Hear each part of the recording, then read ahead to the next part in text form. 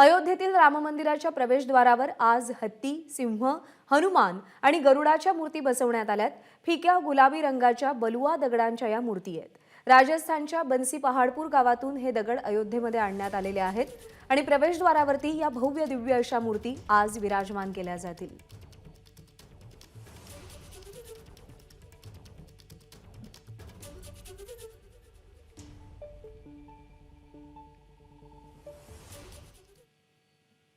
आणि यानंतरची बातमी सुद्धा अयोध्येतून आहे। 1990 पासून राम मंदिराची तयारी सुरू आहे। मंदिर निर्माण कार्यासाठी भरतपूर, राजस्थान इथून पिंक सँडस्टोन पोहोचवण्यात येतात। जवळपास 1 लाख क्यूबिक फूट दगड मागच्या 33 वर्षांमध्ये इथे आलेले आहेत, ज्यापैकी 65,000 क्यूबिक फूट दगड मंदिर निर्माण कार्यामध्ये वापरले गेलेत। उर्वरित दगड दुसऱ्या आणि तिसऱ्या मजल्यासाठी वापरले जाणार आहेत।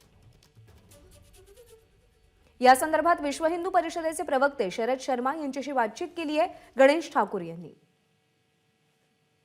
विश्व हिंदू परिषदच्या कार्यशाळामध्ये राजस्थान इथल्या बन्सी पहाडचे हे पिंक सँडस्टोन राम मंदिराच्या निर्माण कार्यासाठी इथं आणलं गेलं आणि 1990 पासून 2023 पर्यंत हे दगड इथं राजस्थानमधून येत आहेत आणि आज याच दगडांचा, या पिंक सँडस्टोनचा वापर करून राम मंदिर निर्माण कार्य सुरू आहे।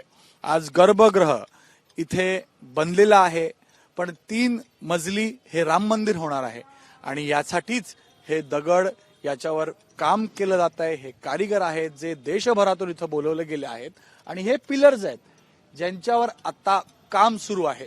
हे पिलर्स आहेत जे दुसऱ्या मजल्याचं काम करणार, त्याच्यावरती तिसऱ्या मजल्यावरती हे पिलर लावले जाणार आहेत आणि ह्याला काही वेळ लागेल आणि 1990 पासून अनेकांनी या कार्यामध्ये हातभार लावला।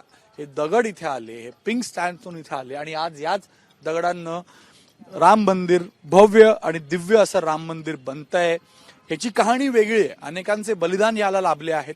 अनेकांनी वर्षानुवर्षे स्वप्न पाहिलं होतं, आज स्वप्नाचा साक्षात्कार होतोय, स्वप्नाची पूर्ती होते आणि ह्याच्यासाठी अनेकांनी अनेक वर्ष दिले आहेत। यापैकी एक आहेत शरदजी, जे विश्व हिंदू परिषदाचे प्रवक्ते आहेत आणि ज्यांनी अयोध्येमध्ये या कार्यशाळेचं कामही पाहिलं। शरद जी, आप कई सालों से इस कार्य से जुड़े रहे। आपका सपना था, अनेक लाखों करोड़ों राम भक्तों का सपना था, जो आज साकार हुआ है और आज भी निर्माण कार्य में आप अपना योगदान दे रहे हैं। आज कितने घनफुट पत्थर यहाँ बचे हैं और मंदिर के गर्भगृह बनने में अब तक कितने घनफुट पत्थर आपने दिए हैं? श्री राम जन्मभूमि तीर्थ क्षेत्र ट्रस्ट के द्वारा मंदिर का निर्माण चल रहा है और गर्भगृह का निर्माण अब पूर्णता की ओर है। 22 जनवरी 2024 को देश के यशस्वी प्रधानमंत्री माननीय मोदी जी जो है रामलला जब विराजमान होंगे उनके उपस्थिति में, उस समय जो है इस कार्य को जो है गति और अधिक मिल जाएगी।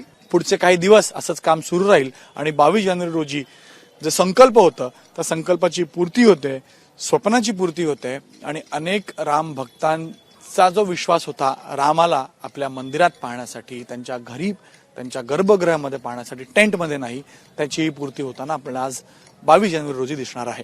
कॅमेरामॅन अनिल सनगरेसह गणेश ठाकूर, एबीपी माझा, अयोध्या। एबीपी माझा, उघडा डोळे बघा नीट।